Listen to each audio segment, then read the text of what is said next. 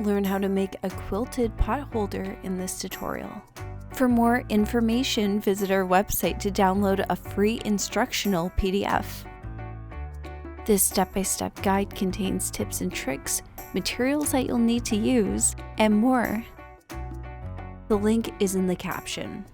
For this project, you will need to find fabric which coordinates when pieced together.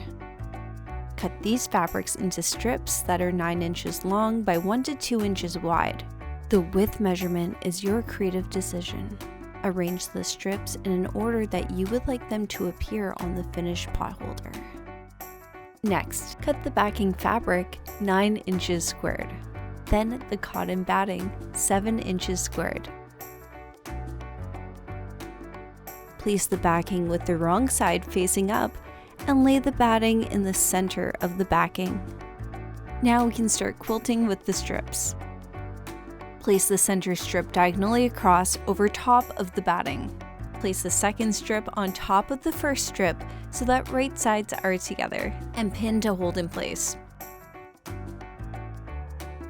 Stitch along the one side edge of the strips. Make sure to stitch through all layers and do not stitch beyond the edge of the batting.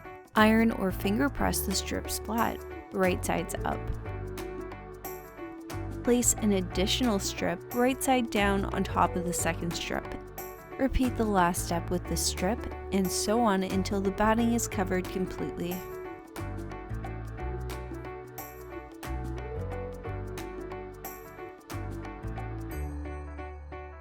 Cut the excess of the front fabric strips off that are longer than the batting. Make sure not to cut the backing.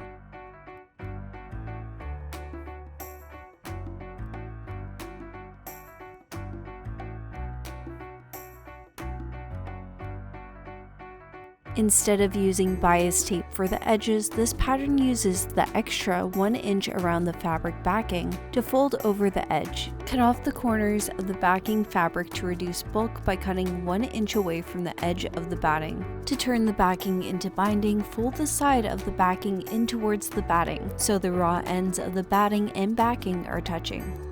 Press with an iron or finger. Fold the backing forward over the front fabric.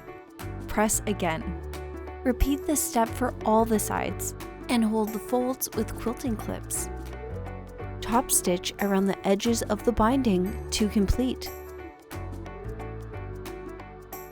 Enjoy your potholder.